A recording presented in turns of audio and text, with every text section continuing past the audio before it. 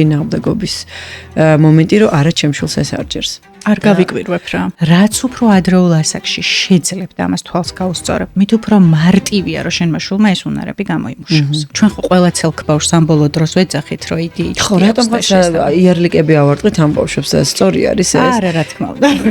ჰიპერდიაგნოსტირება საკმაოდ გავრცელებული პრობლემაა არა მარტო საქართველოში. გასაბრაზებლად კი ინტერესის გამო ბაბუჭები და გასაბრაზებლებიც რო გაგეკეთებინა, მე მაგალითად დავსვამდი კითხვას, რატომ მოგინდა ბაბუის გაბრაზება. ბატონო. ადრეულ განვითარებაზე მუშაობას ყოველთვის აქვს თამაშის სახე, იმიტომ რომ ჩვენ პატარა ბავშვს არ ვამეცადინებთ. ხალხო. სად გავავლოთ ზღვარი და როგორ არ დავაკარგინოთ ბავშვს თავის პიროვნება, ოღონდ ისე რომ ძალიანაც საკა დაგვაჭდეს რა.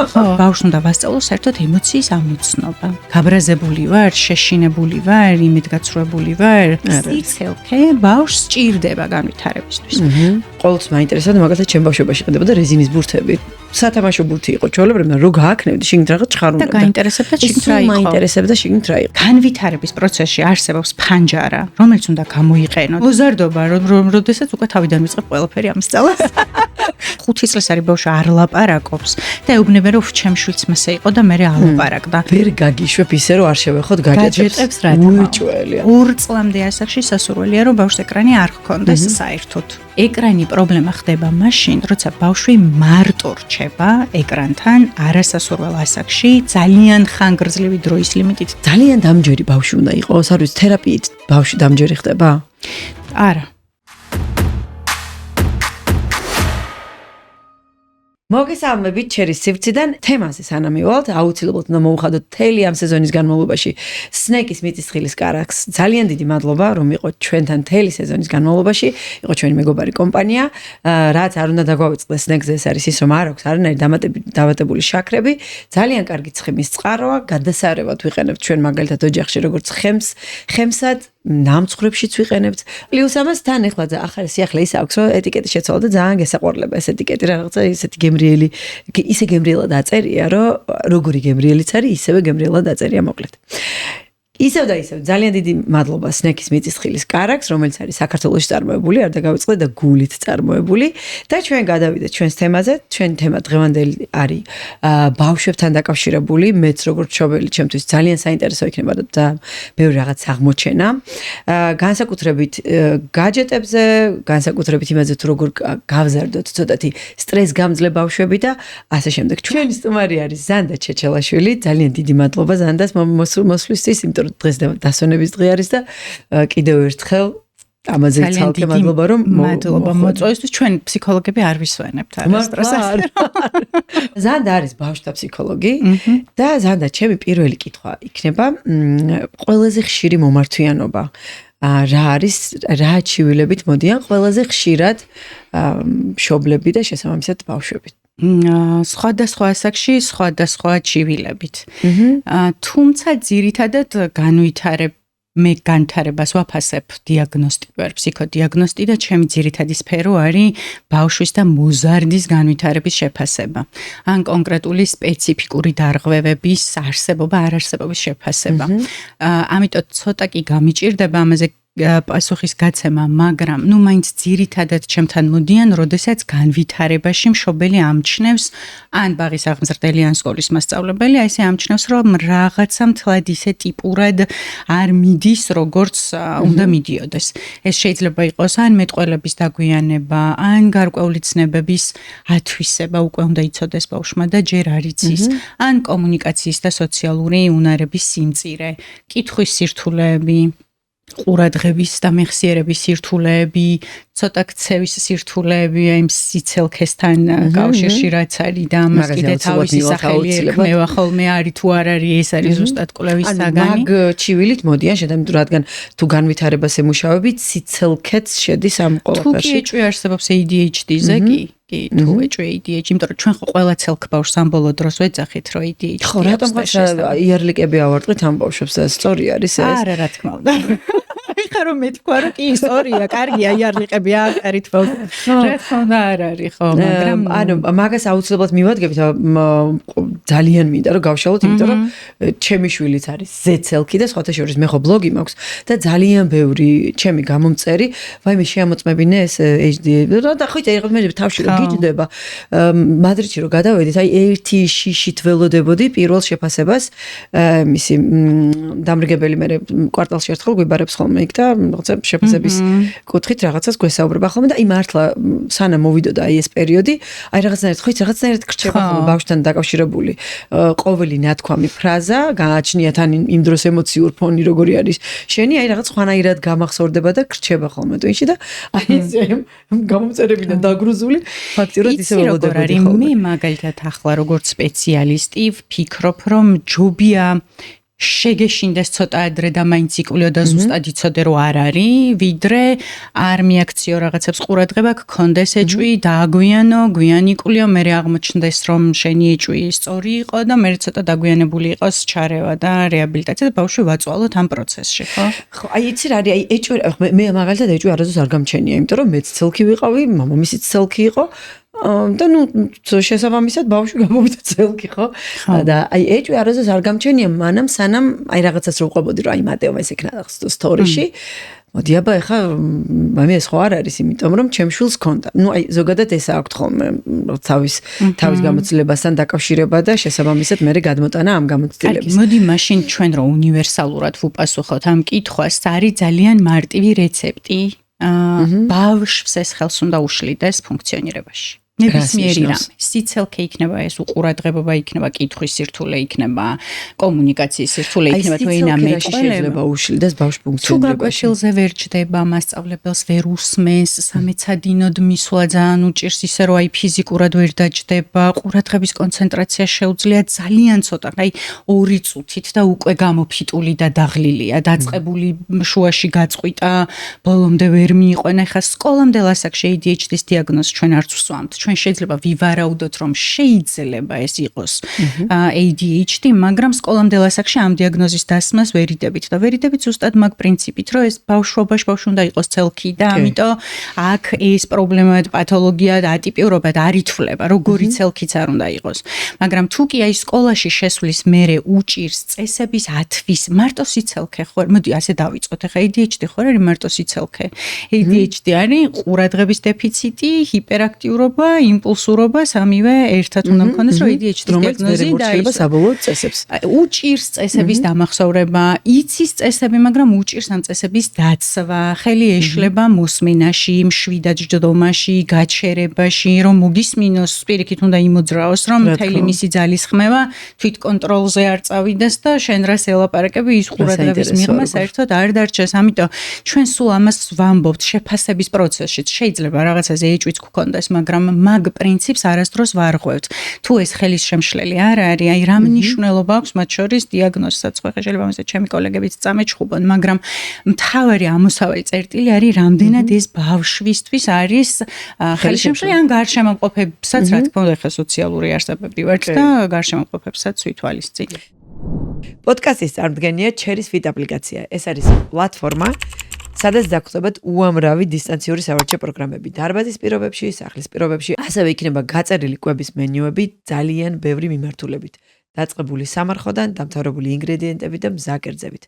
ამასთანავე დაგხვდებათ სარეაბილიტაციო ტიპის ვარჯიშები, რომელიც ძალიან წაგადგებათ, განსაკუთრებით მათ, ვისაც გაქვთ ხერხემლის პრობლემები. აპლიკაციის გადმოწერას შეძლებთ როგორც iOS-ის, ასევე Android-ის ტელეფონებსაც. ესე იგი, ზანდა პროცესს რომ მივყვეთ, თუ შენთან მოდის ადამიანი, მშობელს მოყავს ბავშვი შენთან შეფასებაზე, დავუშვათ შენ შეაფასე, რაღაცა დასკვნა გამოიტანე და შენ ვეაგრძელებ მუშაობას ამ ბავშვთან, თუ შეფასებელი სხვა ადამიანი არის, აი ფსიქოლოგიაში ან ეგეთ მიმართულებაში როგორ მუშაობს პროცესები, ეს მაინტერესებს. მე მარტო დიაგნოსტიკას ვაკეთებ, თერაპიაზე მე არ ვმუშაობ, თუმცა ბევრი ჩემი კოლეგა მუშაობს როგორც თერაპიის, ისე შეფასების მიმართულებით.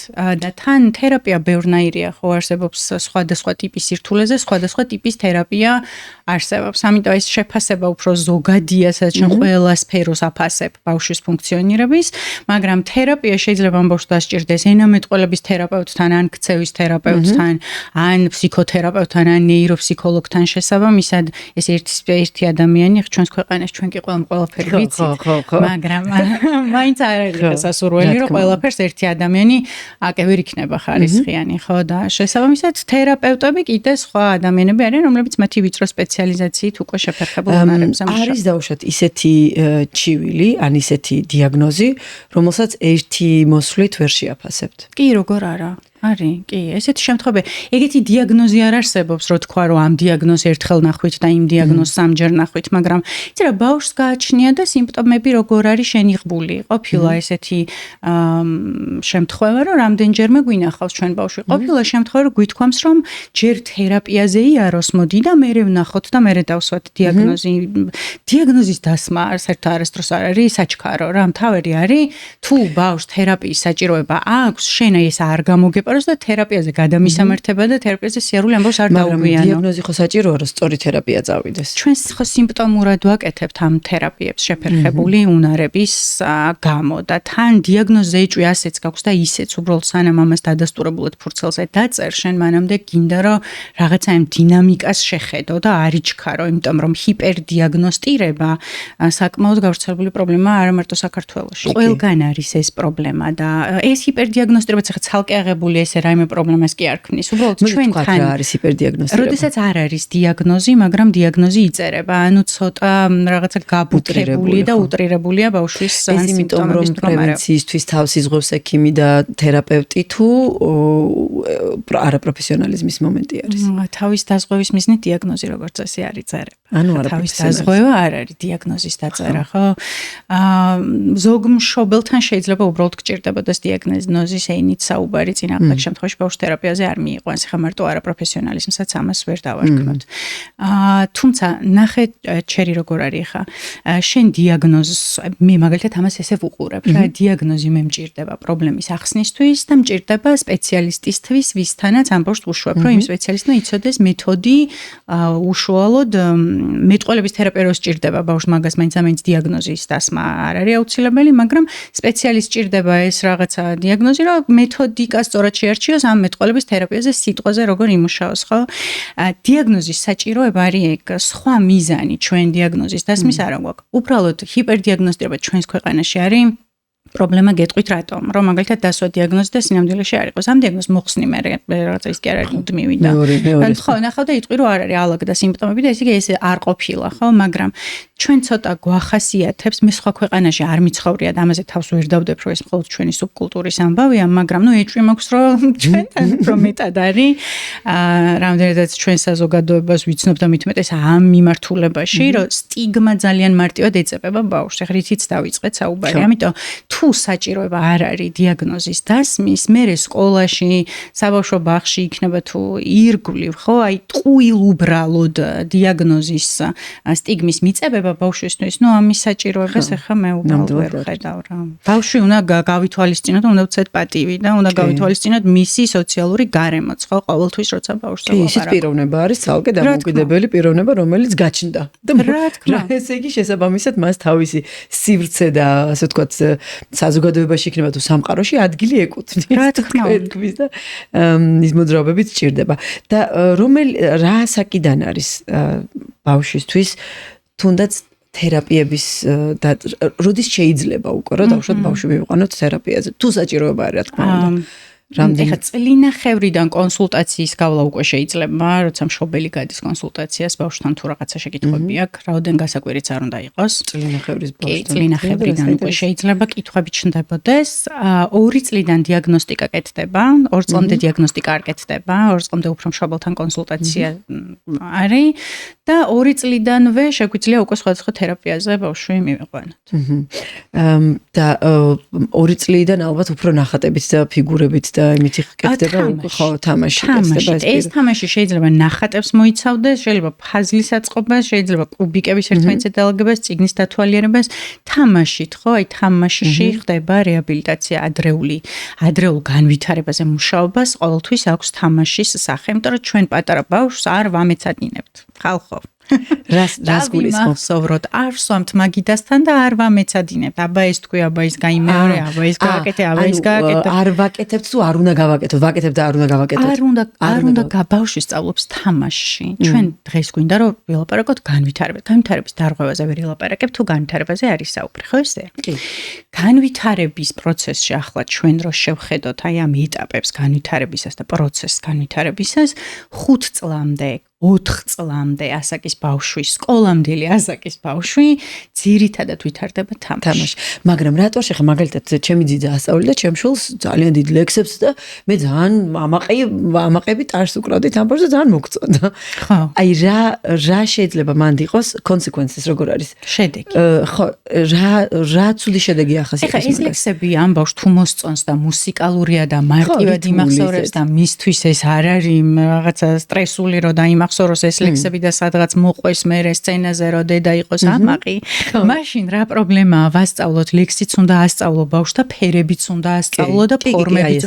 ჩვენ რო ვამბობთ რომ ბავშვმა უნდა ისწავლოს თამაშით, იმას კი არ ვამბობთ რომ ბავშვს არაფერი არ ასწავლოთ და იდგეს და რაც უნდა ის ითამაშოს, მაგას არ ვამბობთ. უბრალოდ სწავლებას უნდა ჰქონდეს ესეთი ბუნებრივი თამაშის ფორმა და თამაშს აქვს თავისი სტრუქტურა, თავისი მიზანი და საერთოდ თავისი მახასიათებლები. ერთი რომ თამაში უნდა იყოს განმავითარებელი სხვათა შორის. თამაში რაღაცას უნდა ასწავლდეს ამ ბავშვს თავისთავად, იმისთვის რომ რაღაცა თამაშად ჩაითვალოს. ასე რომ ეგ ისედაც მოითამაშს რომ ამბობ, ისედაც მოიცავს თავის თავში ეს თამაში, იმას რომ ეს ბავშვისთვის რაღაცას მასწავლებლის. მეორე რომ ბავშვი ამაში თავისი სურვილით უნდა ერთვებოდეს. თვითონ უნდა უნდოდეს ამის გაკეთება. თუ თავისი სურვილით არ ერთვება, ეგ უკვე აღარ არის თამაში, ეგ არის, არ ვიცი, რაღაცა სხვა დაძალება, მეცადინეობა, მიზანმიმართული სწავლება და არა თამაში, ხო? ასე რომ ჩვენ თამაშზე რო ვლაპარაკობთ, იქ სწავლას გამოვრიცხავთ კი არა, პირიქით, ვამბობთ, რომ ყველაზე ბუნებრივი და კარგი და ესეთი კარგად რო ასწავლოს, მართლა და მოქნილი ფორმა სწავლის და ნაყოფიერი არის თამაში სწავლა. პრინციპში ახლა მეც ცოტა არასწორად თქვი, იმიტომ რომ აი ხა რო ვიხსენებ როგორ ხდებოდა ეს პროცესი, უკითხავდა ძალიან ხშირად ერთ და იგივე ლექს და უბრალოდ მატეოს მომენტი იყო, რომ ხო, დაიმახსოვრდა და მაგრამ ისედაც მოწონდა ეს ჩვენ რო ტარს უკრავდით და რაღაცა გიждდებოდა ამაზე. მაშინ რატომაც არ მაგრამ ხა 3 წლის ბავშვი რო დაასვა ყოველ დღე და თითო საათი უჩიჩინო და კუპლეტ უკითხო და მე ამეორებინო და ატიროც რამდენია ეგეთი მართლა სხვათა შორის აი ხა ესპანეთში არდადეგებზე რო გადიოდა და ეს ზუსტად ეს კვარტალური დაბარება რო გვიწევდა მე როგორც ეს ბეჯითი მშობელი ვთხარი რომ ჩვენი მხრიდან რა არის საჭირო რომ მატეომ გააღრმავოს იმიტომ რომ ხა მაინც აქედა რო ჩავედით მატეოს პასიურში ქონდა ესპანური იმიტომ რომ მამამისი სულ ესპანურად ელაპარაკებოდა ბავშვობიდან მე სულ ქართულად რადგან ქართული გარემო იყო ქართულად ალაპარაკდა ბავშვი ქართულად დაიწყო მეტყველება და ან ყველაფერი, მაგრამ ეს ესპანური სადღაც უკან ქონდა და ახალი ჩასულები რო ვიყავით, ზუსტად 2 კვირაში წამოიღო ეს პასიური ენა, რაც ქონდა დალექილი და კარგად ალაპარაკდა, მაგრამ მაინც იყო რაღაც სიტყვები, სადაც აი ბორძიკობდა ესპანურში და ნუ მე მასწავლებელს შევთავაზე, რომ აი ახლა არდადეგებზე რო გავალთ, რაში ვამეცადინო ბავშვი. პირველი მაგი მითხრა, რომ არაფერს არ ასწავლი. თუ თვითონ გითხრა რომ მამი მოდი აი ხა ეს გავაკეთოთ, აი ერთადერთი მაგ შემთხვევაში ჩაერთე, მაგრამ შენ ინიციატივით რომ აიღო და ეხა მოდი ციფრები ვისწავლო და შემოხაზოთ, ეგ ამიკრძალო. ხო, ჩვენ არ გვიჯერებდა, იქნება ესპანელებს. ესპანური გამოცდილება იქნებ გაიზიარო, რომ ეს არ არის ჩემი პირადი მოსაზრება, ეს არის განვითარების საფუძველი. განვითარებაში აი ესე წერია, რომ ბავშვი ვითარდება თამაშით და თამაშის კომპონენტი არის უმნიშვნელოვანესი. თამაშში შენ ნებისმიერი რამე შეგიძლია ბავშვს დაასწავლო ლექსებით დაწყებული, ასოებით დამთავრებული, მაგრამ თამაში სხვა რამეა და მეცადინეობა ბავშვის არის სხვა რამე. სხვა შორის მე მგონი ჩემს თაობას განსაკუთრებით ძალიან მტკივნეულად ემახსოვრება ჩვენი არდადეგები, მე არ მახსოვს. ბებია იყო ჩემი დაწყებითების პედაგოგი და მე არ მახსოვს ზაფხული რომ წინა კლასის მასალა არ მეცადინა. ანუ ფაქტიურად სკოლაში რომ მივიდიოდი, მაგრამ იცი რა იყო, აი რო ვთქვა რომ კი რა თქმა უნდა სტრესის მომენტი იყო, იმიტომ რომ ხანდახან ჩუსტებით გვეკიდებოდა ხოლმე რომ დროზე დაჯექი და იმეცადინე და შენი მეცადინეობის დრო არის. ეგ მომენტი ცოტა სტრესულად შეიძლება გამახსენდეს, მაგრამ სკოლაში რომ მივდიოდი და მე ეს უკვე ნასწავლი მქონდა და ისინი აი თითქოს ფორა მქონდა მე რა. აი მან უკვე სიამაყის გრძნობა მქონდა ხოლმე. მაგრამ ყოველთვის ჩემი ზაფხული, ჩემი არდადეგები იყო მომავალი კლასის სამეცადინო მასალის სწავლა. ნუ ქართულში მაინც ყველა ვარიანტი. როზეც ისწავლიდით ჩემი აზრით. კი, არა, რა თქმა უნდა. დასვენება არის დასვენების და დასვენება ძალიან მნიშვნელოვანი ნაწილია შრომის. აი ახლა ინტელექტის ტესტს თქვენ რო ჩახედოთ იქ ადაპტურ უნარჩვევებზე, რო არის კითხვარები, იმ კითხვარებში არის მუშაობის უნარები, სოციალური უნარები, მეტყველების უნარები, დამოუკიდებლობის უნარები და არის დასვენების უნარები. სხვა მე სულ ვიძახი რომ ანუ დასვენების უნარი უნდა გქონდეს რომ შეგეძლოს ხარისხიანი დასვენება. მე მგონი მაგიტო არის რომ ეს ალბათ ჩვენს თაობას დასვენება არ ვიცით რა არის. დასვენების დროსაც რომ უნდა ვიმუშაოთ და ეს guilty როგორ არის დამნაშავის შეგრძნება რო გვაქვს რომ რაღაცა ბოლომდე ვისვენებთ, ალბათ ეგ მაქედან მოდის აი ღრმა ბავშვობიდან ზუსტად. ერთი კითხვა მინდა და დაგისვა ძალიან მაინტერესებს, ძალიან ბევრი მშობელი ალბათ გაიგივებს ამ კითხვასთან თავს. როდესაც ბავშვი ცელქი არის, აი ჩვენ თავში ვახსენეთ და მინდა რომ აი ახლა ზუსტად კარგად ჩავშალოთ და ესეთი გამოხატულად დომინანტური პიროვნება აქვს რა, მაგალითად ჩემი შვილი ახლა 4 წლის 5 წლის რომელიც არის, იმას აქვს აი ესეთი რაღაცა აი უკვე ძლიერი პიროვნული მახასიათებლები აქვს რა და აი რაღაც მომენტში იგი ყვირილზეც გადადის ხოლმე რაღაც თუ გაბრაზდება, ყვირილზეც გადადის და ან აი მავნებლობის მომენტები აქ ხშირი, ნუ ცელქი არის რა თქმა უნდა ეს ცალსახად და აი ამ სიცელქეს ახასიათებს ძალიან ბევრი რაღაც მავნებლობები, რაღაც გაკეთება, სადაც აი დღის განმავლობაში ძალიან ბევრჯერ მიწევს ამ არას თქმა. და ეხლა განსაკუთრებით რაც ეს ცნობადობა ძალიან მეზრდება და პირველ ბავშვსა და ამ ბავშვს შორის სხვაობა ძალიან დიდი იყო და მაშინ მე თვითონაც ბავშვი ვიყავი და ეხლა სხვა პასუხისმგებლობა მაქვს, სულ იმაზე ვნერვიულობ, რომ არ მინდა გუნო ამისი პიროვნება. აი სად გავავლო ზღვარი, რომ ამისი, იმიტომ რომ მე ჩემი თავი მახსოვს, მეც ესეთი ცელქი ტიპი ვიყავი, ესეთი მავნე არ ვიყავი, მაგრამ ყოველ შემთხვევაში ცელქი ვიყავი და აი სულ არა, რაღაცნაირად სხვა შორის მე ძალიან გამიმართლა, რომ დავუშვათ მე შემხვდა ჩემ პირველი ნახევარი პირველი მეუღლე ისე შემხვდა, რომელმაც პირიქით ეს რაღაცა მიჩქმალული და დაპრესილი ჩემი პიროვნება წამოიღო ძალიან ბევრი მოტივაციით, შეძახებებით და ასე შემდეგ, თორე აი რაღაცა გარდატეხის პერიოდში ძალიან ჩმოური ბავშვი ვიყავი. არა და სულ ბავშვობაში არ ვიყავი ეგეთი ტიპაჟი რა, მაგრამ აი ამდენი აკრძალვებით ხო, აი რაღაცნაირად მიიჩქმალა ის ჩემი სიძლიერე რა და მე კი წამოვიდა. მაგრამ აი ეს არის ჩემი კითხვა, რომ აი სად გავავლოთ ზღვარი და როგორ არ დავაკარგინოთ ბავშვს თავის პიროვნება, ოღონდ ისე რომ ძალიანაც საკა დაგვაჭდეს რა. ხო, ეხა ნახე სიცელქე სხვა რამეა, ძლიერი პიროვნება რო ვარ სხვა რამეა და მავნებლობა სხვა რამეა. ხო, ეხლა ძალიან რაღაც გავაერთიანე. და ის რომ რო გაბრაზდება ყვირის, ეგ კიდე სხვა რამეა. ცელქი ბავშვი უნდა იყოს. კი ბატონო, ამაზე რა თქმა უნდა ვთანხმდებით ეს ხო, სიცელქეში სწავლობს ეს ბავშვი და მოსინჯავს ახალ რაღაცებს და შენ როდესაც და ასაკს გააჩნია, ხა ნახე სკოლამდელ ასაკში ეს სიცელქე ბავშვს ძალიან სჭირდება და ეხმარება განვითარებაში. მოდი მივყვეთ ახლა და თქვათ რაში ეხმარება. აი სიარულს რო იწყებს ბავშვი, განვითარება არის მე შეიძლება ძალიან შორიდან დავიწყო ახლა და თუ გნებთ მე მომაბრუნეთ, მაგრამ მთლიანად შევხედოთ განვითარების პროცესს. ჩვენ ცალ-ცალკე რაღაცებს ესე კონტექსტიდან ამოგლეჯილად ვერაფრით ვერ ვილაპარაკებთ და პასუხს შეკითხვებზე ვერ გავცემთ.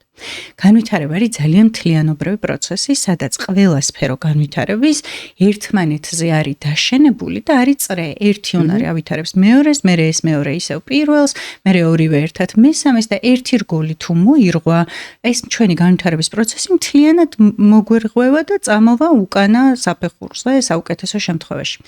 იშვიათია შემთხვევა, რომ ბავშვი მოდიოდეს და იზოლირებულად ერთი სირთულე ჰქონდეს მარტო. ესეთ შემთხვევები არსებობს კონკრეტული მდგომარეობების შემთხვევაში, მაგრამ ესეთ შემთხვევები არის ძალიან ცოტა.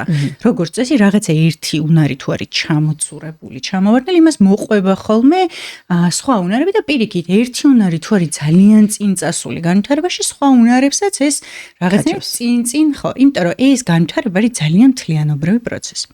მოდი ახლა დავიწყოთ ჩვენ რითი, აი ბავშვზე რომ ვლაპარაკობთ, აი თქვენი შვილის განვითარება რომ გაიხსენოთ, სულ პირველი მის განვითარებაში რა იყო.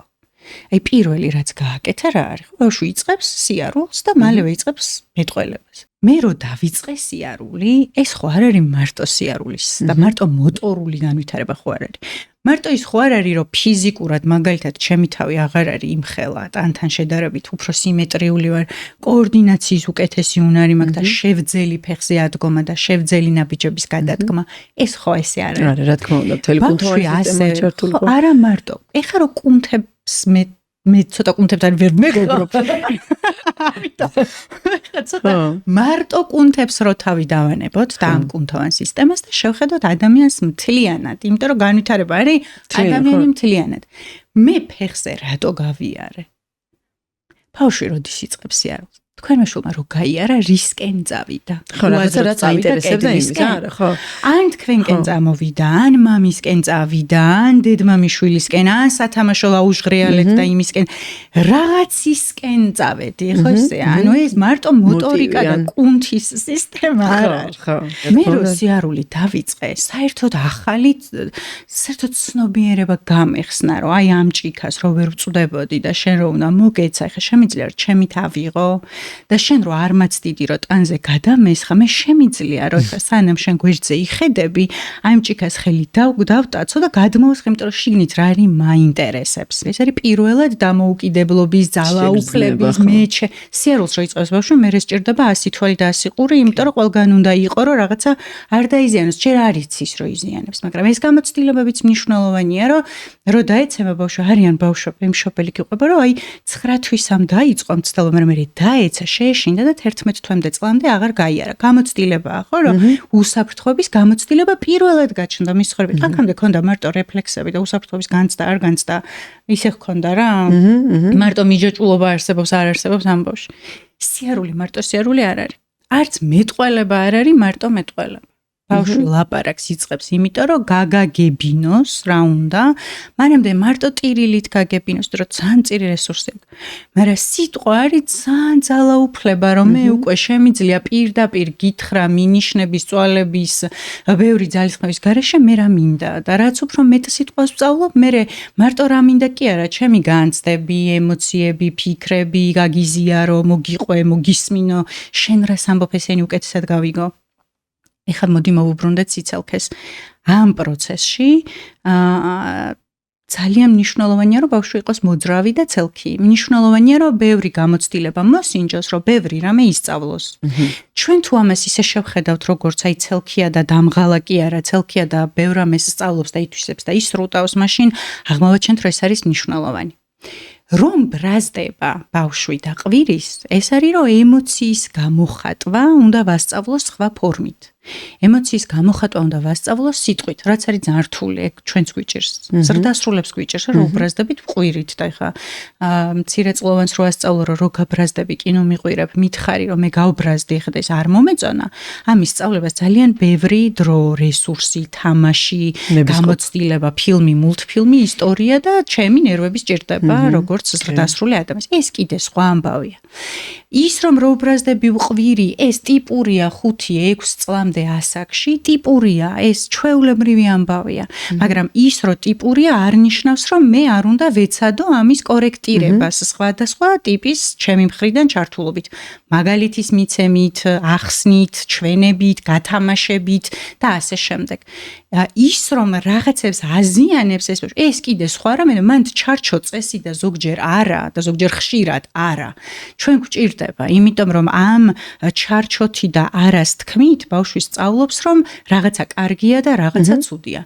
შემთხვევით რომ გიზიანდება ამ შენს შესწავლის პროცესში ეს სხვა რამეა, სპეციალურად რო აზიანებ, იქ არას თქმა და თქმა რომ ჩვენ ესე არ ვაფუჭებთ საგნებს, ეს ძალიან მნიშვნელოვანი ამბავია.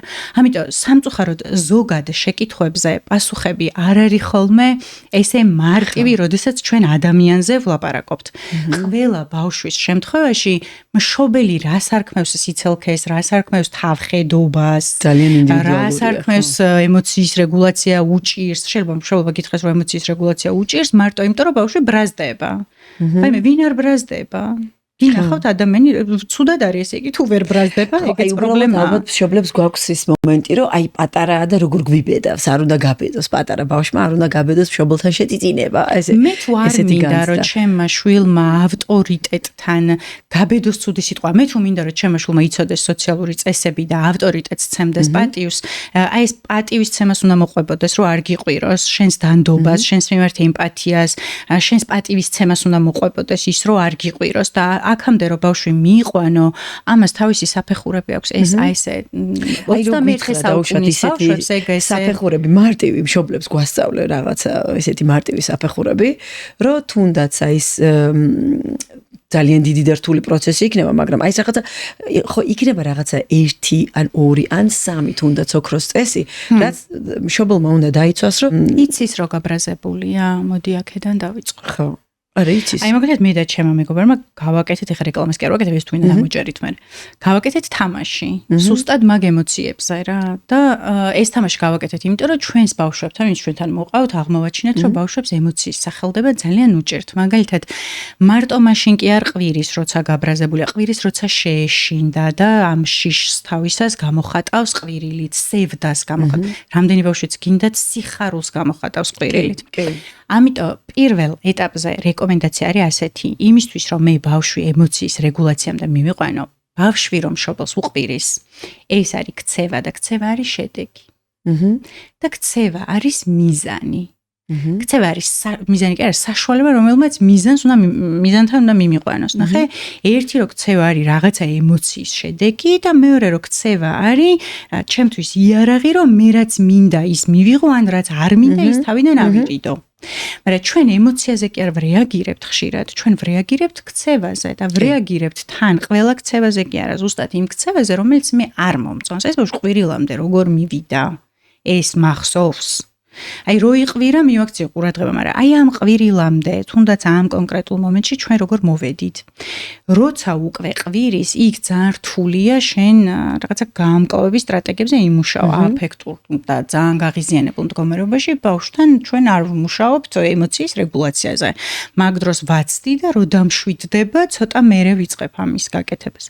პირველი ემოციის რეგულაცია რო გამოვამუშაო და ქცევა იყოს შესაბამისი სიტუაციის ან ადამიანის ვისთანაც ვლინდება, არის რომ ბავშვს უნდა ვასწავლო საერთოდ ემოციის ამოცნობა.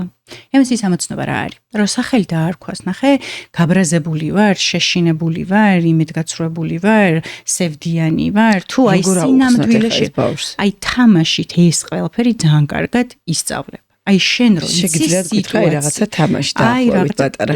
ჩვენ გვაქვს ემოტიკო ქვია იმ თამაშს, არ წამომიღია ემოტიკო ქვია ამ თამაშს, თუმცა არის რაღაცა მსგავსი თამაშები სხვაც. ამ თამაშს მოყვება ის ბარათები, რომელზეც ემოციები ხატია და ამ ემოციებს ვაჩვენებ და ვეუბნებით, რომ აი შენი აზრით ეს რა ემოციაა. ეს არის ბრაზი. ხო, მოდი ხა გააკეთე ბრაზი. აი გააკეთე ისე რომ მე მივხვდე რომ ეგ არის ბრაზი.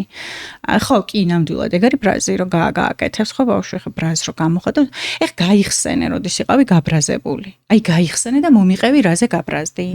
აი ხა მომიყევი რა გააკეთე გაბრაზებული რო იყავი. ბავშვი 4 წლის ბავშვი. ამის გაკეთება 5-4 წლის ბავშვს შეუძლია. ახსოვს, როდის გაბრაზდა ბავშვს. შეუძლია ამის გაკეთება ბოლოს და ბოლოს ფანტაზიის განვითარება იწყება 3 წლიდან და ბავშვს შეუძლია წარმოისახოს სიტუაცია, რომელშიც შეიძლება ადამიანი იყოს გაბრაზებული. ხა ეს თამაში კონკრეტული არის 5-6 წლიდან, მანამდე არ არის და აი 5 წლიდან ითვლება, რომ ამის გაკეთება ბავშვს შეუძლია.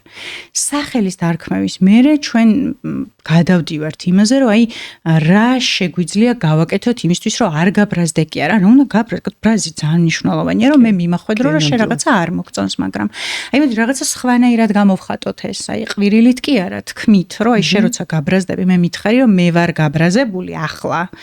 და მოდი ცოტა ხანი არ მელაპარაკო. თერაპიული პროცესი იცი როგორია, რომ ამ ბრაზს ვაცოცხლებთ და როგორ ვაცოცხლებთ, იცი, აი ვეკითხები, რომ გაბრაზებული რო ხარ, სად გრძნობ? აი გაიხსენე და მაჩვენე, აი აქ გრძნობ, აქ გრძნობ, აქ გრძნობ, ხელის გულებზე გრძნობ, აი სად გრძნობ.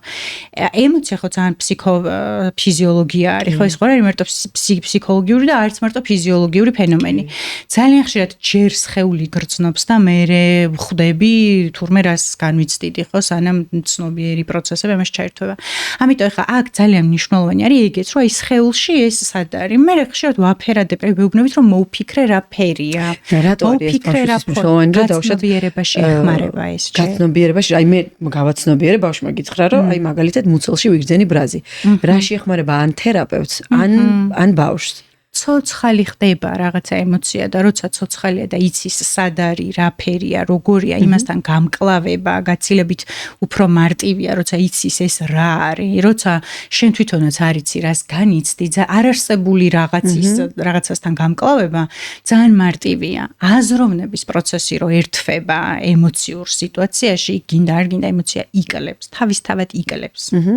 ძალიან აფექტში არ ყოფილ ხართ გაბრაზებული, მაგრამ აი მოგიხერხე რომ დიხა მე რაციონალურად შევხედავ ამ სიტუაციას და ეს ემოცია გინდა არ გინდა ნელდება. ეს ემოცია რო წარმოიქმნება უცებ ძალიან მწვავეა, მაგრამ აი რატო არსებობს ტექნიკა 10-მდე დათვლის, ჩასუნთქვა, მოსუნთქვის. იმიტომ რომ ყურადღება გადადის იმ რაღაციდან სხვა რაღაცაზე რომ ყურადღება გადადის, მეორე რომ გამოყოფილი ჰორმონი ისეთი ჭარბი აღარ არის და ფიზიოლოგიურადაც გინდა არ გინდა ეს ემოცია მცირდება, იმიტომ რომ ეს გამოსტყორცნილი აღარ არის ჰორმონი ბრაზის იქნება თუ სიხარულის იქნება თუ რის იქნება და ცნობიერება რომ ერთვება რაღაცაში ფიქრი, აზრი, ის რომ შენ ამას ცოტა გვერდიდან შეხედო, აი მაგისთვის მჭირდება ეს ამბავშვი რომ ცოტა გვერდიდან შეხედოს ამ რაღაცას, მართვა ამის გაცილებით უფრო მარტივია. სხვათა შორის ძალიან კარგად მადგება მე მაგალითად და ალბათ ანუ მე ასე ვთქვათ შემომეკეთა თუ როგორ გავაკეთეთ ისე რომ მე აღმოაჩინე რომ თურმე ამას აქშიც ძალიან კარგად მუშაობს. სუნთქვითი ტექნიკები ბავშვებს რომ ძალიან ადრეული ასაკიდანვე გავაცნოთ და შევიყვანოთ მის პრაქტიკაში. ანუ მე რო გავაკეთე, მე გავაანალიზე რომ რატომაც არა, რომ თუნდაც 4 წლის ბავშვმა იცოდეს შესუნთქვა გამოსუნთქვის ძალა. რა თქმა უნდა. ისე როგორც დათვლის ისე როგორც კუნთების დაჭიმვის და მერე გაშვების, ხო, რეგულაცია. ეს რაღაცა კარგი ტექნიკას მეუბნები ახლა რა. ჩვენ ბავშვებს სტრესთან გამკლავების პროცესში მაგალითად ვასწავლით, რომ აი ჯერ ხელის კუნთები მთლიანად დაჭიმოს და მერე გაუშვას. და მერე დააკვირდეს თავისი სხეული როგორ მოდუნდა. ზუსტად მაგას ნიშნავს, რომ ნებისმიერი ემოცია არის სხეულთან. და სხეულს ესე სხეული ცალკე და ემოცია ცალკე ეს ჰოლისტიკურია კი. ხო, და აი ეს მთლიანობრივად რომ მუშაობ შენ ამ ბავშვთან, ხო? აი სხეულით ასწავლი როგორ დამშვით და ეს რომ დააკვირდეს არის მოუჭირე მაგრად და მე გავუშვი. ენის ბორძიკი და ტიკები. ენის ბორძიკის დროს და ტიკების დროს ბავშვს ასწავლიან ენის ბორძიკი და ტიკები ძალიან ხშირად ტიკები რა არის ბოდიში ტიკი არის კუნთის სუნებლიე მოძრაობა მაგალითად თვალის ეგონ ტიკი არ არის ეგარი ტიკი და ტიკი რატო ვიცოდი მე ტიკი არის საზოგადოებაში გავრცელებული სახელი მეც მართლა მეცნიერული ტიკია ტიკია და აი ეს ტიკები და ენის ბორძიკი იმის მიუხედავად რომ საერთოდ სხვადასხვა რამე გამოვლინების თვალსაზრისით ნახე როგორ არის რაც უფრო ემოციურად გადატვირთული ადამიანი დადებითი იქნება ეს თუ უარყოფითი ემოცია ეს ტიკი იქნება თუ ენის ბორძიკი უფრო მეტად ვლინდება შესაბამისად თერაპიაზე რომ მიდის შენ ძალიან ბევრი სპეციალისტი როცა სწორად მუშაობს ასწავლის ყბა როგორ მოადუნოს თვალები როგორ მოად მე თერაპევტი არა ვარ და მაგას ესე ვერ გასწავლი იჯერ უნდა დაჭიმოს ხალხი და მერე უნდა გაუშვა დაჭიმვის დროსაც ბავშვს ეუბნები რომ დააკვირდი შენ სხეულს და რომ უშვებ მერეც ეუბნები რომ აი მოდუნდა აი სად მოდუნდა ეხა ხელი მოიკიდე და მოდი ეხა თავიდან თქვი ეს სიტყვაობა თუ გაგიმარტივდება ხო იგივე ენის ბორძიკის შემთხვევაში ჩვენ ბავშვს ესეთ რამეს ვეუბნებით რომ აი ჯერ ჩაისუნთქე და მერე თქვი სიტყვა და მეტია შანსი რომ შუაში სიტყვა არ გაგიწყდება ხო ტექნიკა აქვს ყველაფერს რა ბავშვს როგორ ვასწავლოთ მაგრამ რომ დავუბრუნდეთ კითხვას სიცელქეს რა ვუყოთ მაგაზე ცალსახა პასუხი არ არის სიცელქე ბავშვს სჭირდება განვითარებისთვის ისევე როგორც ბავშვს განვითარებისთვის სჭირდება ჩარჩო, წესი და ავტორიტეტი და ეს ორი რამე ერთმანეთს არ გამორიცხავს ის რომ ჩარჩოში ბავშვი იყოს თავისუფალი ეს არ გამორიცხავს ერთმანეთს ჩარჩო არის რომ შენ ამ კარადაში რა სათამაშოებიც არის შეგიძლია აიღო და რამდენიც გინდა ითამაშო ეს არის ჩარჩო რამდენსაც უნდა აიღებს და რა სათამაშოსაც უნდა აი ეს არის ჩარჩო აკრძალო არის რომ მარტო ეს გაქვს ახლა შენ მიუხედავად იმისა რომ ბევრი რამეა მარტო ამას გაგებ რომ მე ესე მინდა და სხვა ხელი არაფერი არ მოკიდო ძლივს დავალაგე ეს სხვა რამეა ჩარჩოში თავისუფლება კიდე სხვა რამეა აი თუ ჩარჩოში თავისუფლებას მივაღწევთ მაგალითად დღეს ბოსტნეულს ვჭამთ ეს უკვე იმდენჯერ ვთქვი რომ დამცინებენ რომ სულ ერთი და იგივეს ვიძახი მაგრამ აი კარგი მაგალითი მაგალითი არა, დღეს ვჭამთ ბოსტნეულს, მაგრამ შენ რომელი ბოსტნეულიც გინდა ის ბოსტნეული ვჭამთ. ეს არის ჩარჩოში ბავშვისთვის თავისუფალი არჩევანის მიცემა, მაგრამ დღეს ვჭამთ სტაფილოს, აქ არ არის არჩევანი. აი თუ იმაზე ვლაპარაკობთ, რომ ძლიერი პიროვნება და არ მინდა დავთრგუნო, აი ეს უნდა მახსოვდეს, რომ ჩარჩოს მევადგენ უსაფრთხოს ბავშვისთვის, მაგრამ ამ ჩარჩოში ბავშვს ვაძლევ დამოუკიდებლად არჩევანი ეს შესაძლოა. კი ბატონო, აი ჩემი კითხვა უფრო ეგ იყო იდეაში, რომ აი ესეთი გამოხატულად პიროვნება გამოხატული ტიპები. ხო არის, ნუ ემოციურად ხო ყველა ადამიანი განსხვავდებით, ხო? თუნდაც გამოხატულებით ზრდასრულები განსხვავდებით და მით უმეტეს ბავშვებშიც არის რა, ეს აი რაღაცა მკვეთრად გამოკვეთილი პიროვნება და არის ნაკლებად გამოკვეთილი ეს ემოციური მომენტები. და აი ეს როგორ არ დავთრგუნო და პირიქით როგორ გავაძლიერო. აი მაგალითად ერიქსონი არის ეგეთი ფსიქოლოგი, ერიკ ერიქსონი, რომელიც ფსიქოსოციალურ განვითარების ეტაპებზე ლაპარაკობს და თუ უფრო სიღრმისეულად დაგაინტერესებთ, მე შეგიძლიათ რომ აი გაეცნოთ მის მაგალითად ამ ფსიქოსოციალური განვითარების ეტაპების ძალიან საინტერესო სტატიას და სახელმძღვანელოებს და ერიქსონი ამას ეს რაღაცას ნახე რომ 6 წლამდე ასე ხშირ ცალ-ცალკე ეტაპები არ ჩამოვთვალოთ, ბავშვი ჯერ სწავლობს საკუთარ სხეულს, მერე საკუთარ სხეულს რო გაეცნობა, რომ უი ხელები აქვს და უი ფეხი ჯერ კი არ იცის ამას ხელი და ფეხი რო ქვია, მაგრამ ნუ აი რო იცის ეს ხო, მერე იწყებს გარე სამყაროს შესწავლას, ხო, რომ რაღაცა ცხელია, რაღაცა სველია, რაღაცა გემრიელია, რაღაცა გემრიელი არ არის, ხო, რაღაცას რო დავეჯახები, მე მეტკინება, რაღაცას რო დავეჯახები, ის გაფუჭდება. ანუ გარემოს შემეცნებას იწყებს და იწყებს ადამიანების შემეცნებას, ვისთან რა წესი არსებობს, ვისთან როგორ ვიქცევი, ვისთან რას ვაკეთებ, ან არ ვაკეთებ, ვინ მეფერება, ვინ მაჭმევს, ვინ მიკითხავს და იმიტომ რომ ბავშვმა იცის, ვის რა მოსთხოვოს. ხშირ შემთხვევაში ვიღაცას წაკითხავს. ვის რა გაუაო, ესე რო ვიტყვით. მარტო რა გაუა რა, ვისგან რას მიიღებს, ნახე, გაუა კიდე სხვა ამბავია, მაგრამ აი ვისგან რას მიიღებს, ეს ბავშვმა ძალიან კარგად იცის. და ერიქსონი ეს რამეს ამბობს, თუ კი ინიციატივის გამოხატვის პროცესში ბავშვი სულ ისჯება და სულ თიც დაუქნევენ და სულ დაუშლიან და სულ ეტყვიან, ეხა არ დაისვარო, არ გადაისხა, ის პირში არ ჩაიდო, აქ იჯექი, ესე გაჭერდი, მას უჩნდება სირცხვილის და დანაშაულის განცდა. აი თქვენ რაც აღწერეთ ეხა ერიქსონის გარეშე საკუთარ გამოცდილებაზე ზუსტად ეგ იყო, ხო, რომ რაღაც ასაკში აი ეს ჩემი სურვილი შემეცნების, რაც სიცელქეში გამოიხატებოდა, სულ რო თიც მიქნევდნენ ის არ ქნა, რაღაცა ეტაპზე რაღაცნაირად საერთოდ გავჩერდი, ხო, და გავხდი დაკომპლექსებული, იმიტომ რომ სირცხვილის და დანაშაულის განცდა გამიჩნდა და ესე ქვია ამ სტადიას, ხო, სირცხვილი თუ ინიციატივის გამოჩენა. ძალიან საინტერესო. აი ზუსტად ესე ეგეთი ორი კონფლიქტია სირცხვილის ინიციატივას რო იჩენს ბავშვი მავნებლობის კი არა სწავლის ინიციატივის შემეცნების ინიციატივას რო იჩენს ხო მშობელს ვერავინ ვერ ასწავლის რა არის მავნებლობა და რა არის ინიციატივა შენ თვითონ უნდა დააკვირდე შენ შულს უნდა შეხედო აფუჭებს თუ აინტერესებს და აი მაგ პროცესში ძალიან მნიშვნელოვანია რომ ინიციატივა თუნდაც გადაისხა თუნდაც ტალახში ამოიგანგლა თუნდაც რაღაცა გაუტყდა ან გაუფუჭდა ეს არ უნდა დაითრგუნოს მაგრამ მიზან მიმართული იცის რო აფუჭებს მაგრამ აფუჭებს შენს გასაბრაზებლად შენთვის ნერვების მოსაშლად აი იქ ჩარჩო და არა ნამდვილად გჭირდება კი, ნამდვილად. ეხლა მე გამახსენდა ჩემი ეს ძალიან კაი პარალელი გაავლეთ ჩემი ბავშვობის გაფუჭების მოტივები. ანუ ყოველთვის მაინტერესებდა მაგალითად ჩემ ბავშვობაში ყიდებოდა რეზინის ბურთები. სათამაშო ბურთი იყო ჩვეულებრივ, რომ გააკნევდი, შიგნით რაღაც ჩხარუნდა. და გაინტერესებდა შიგნით რა იყო. მაინტერესებდა შიგნით რა იყო. და ეგ გაფუჭება. მე ცნობილი ვიყავი, რომ ყველა ბურთს ვჭრიდი. მაგრამ როგორც მარტო და მოვიხელთებდი ამ ბურთს ყოველს ვჭრიდი. მე ბავშვად პაპა ჩემი საათი დავამწვრიე ჩაქუჩით, იმიტომ რომ მეზობელს დაუნახე ეს დასატრიალებელი იყო ხოლმე ადრე, რომელიც ჰქონდა დიდ საათებს და იმან რომ ჩემმა მეზობელმა რომ მითხრა რომ ეს საათს გამოვაცალეო, ჩავთვალე რომ ბაბუა ჩემის მაჯის საათსაც იმხელა რაღაც ეგნებოდა დასატრიალებელი და ავიღე და ჩაქუჩი დავამწვრიე და მავნებლობა იქნებოდა ბაბუის გასაბრაზებლად რო გექნა კი ბატონო. აი ხა ძალიან დიდი ის მოვიდა ჩემთვის გაცნობიერება ეგ რომ აი მართლა გასაბრაზებლად კი ინტერესის გამო ვაფუჭებდი და ბაბუის გასაბრაზებლადაც რო გაგეკეთებინა მე მაგალითად დავსვამდი კითხვას რატომ მოგინდა ბაბუის გაბრაზება კი ბატონო ნამდვილად მართალია მაგრამ აი რას ვამბობ იცი რომ აი ამ პერიოდის მერე მე ფაქტიურად არ ვიცი აქ იმდენად ღრმად მოხდა ალბათ ჩემში აი ეს შემოჭრა და ეს აკრძალვა მსგავსი ან გაჭრის ან იმისი მე არ მახსოვს რომ მე რამე გამეფუჭებინოს თუ ისე არ გადამივარდებოდა შემთხვევით რა აი არ გავკრავდი და დავეჯახებოდი ადამიანი სხვადასხვანაირად რეაგირებს საკრძალვაზეც ვიღაცა პირიქით ამ ჩარჩოზე სულ გადადის ყველანაირ ზღვარს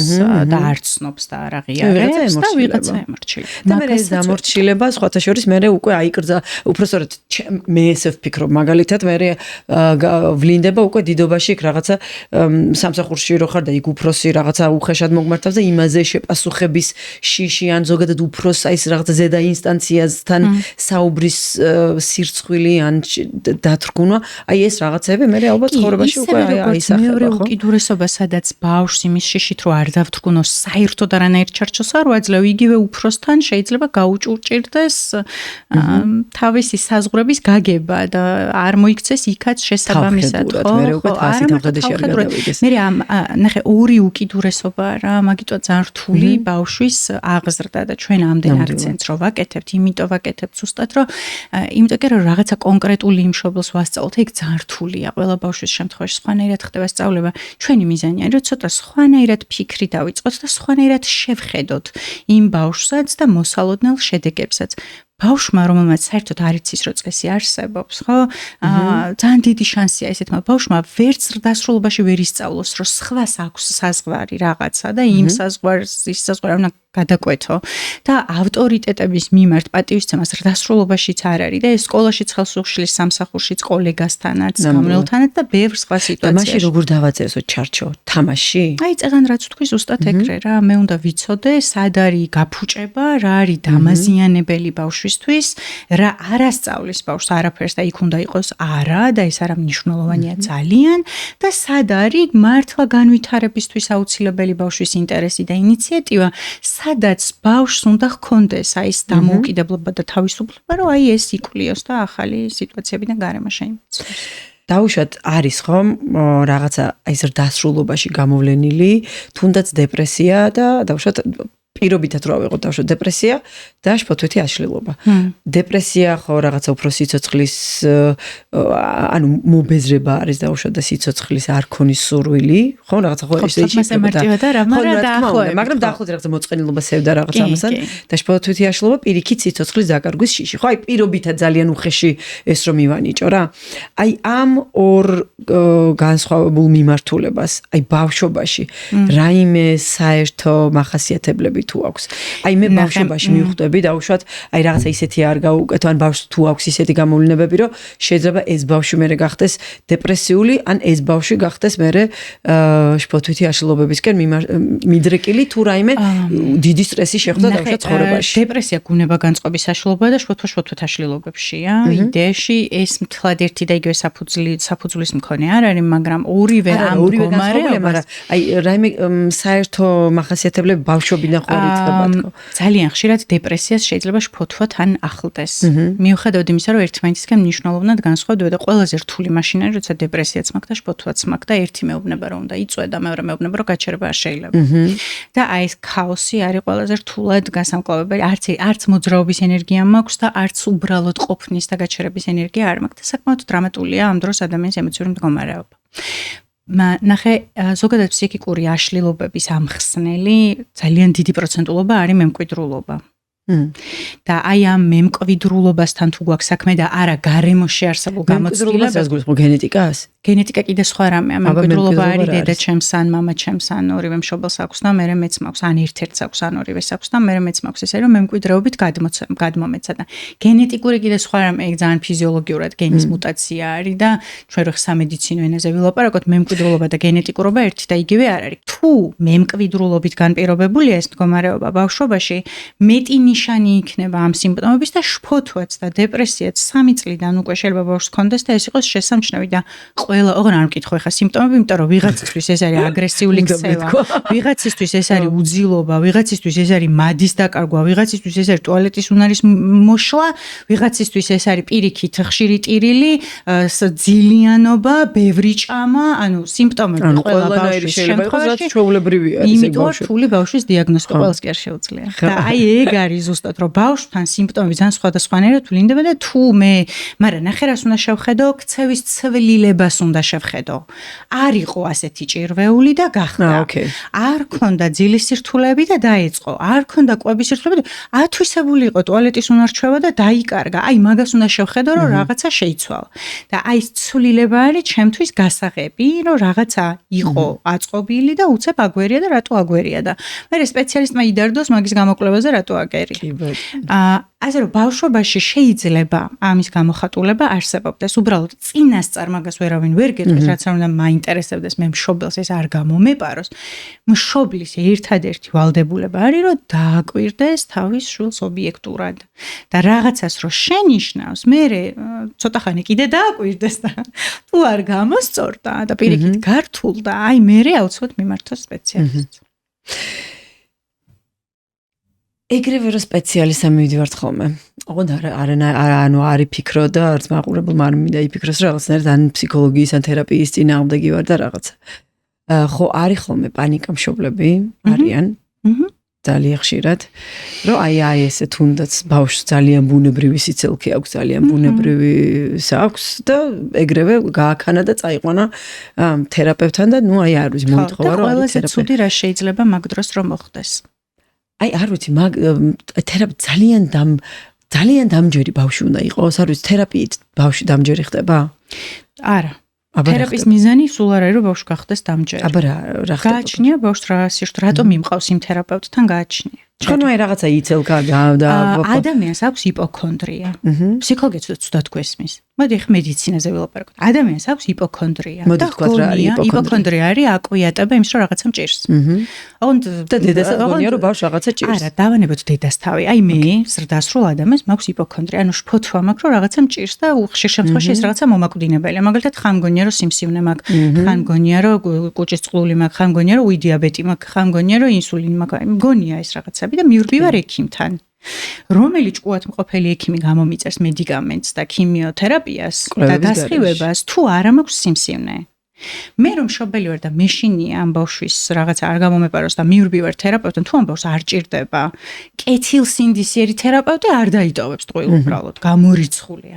არა კეთილსინდისიერიც არ დაიტოვებს, იმიტომ რომ იმდენი ბავშვი ყავს, რომ ვისაც ჭირდება, ისინი ვერ ჩაგვისვია თერაპიაზე, იმათთვის არ აგვაქვს დრო სპეციალისტებს და ვისაც არ სჭირდება, იმათ მე არ ვიცი ვინ დაიტოვებს.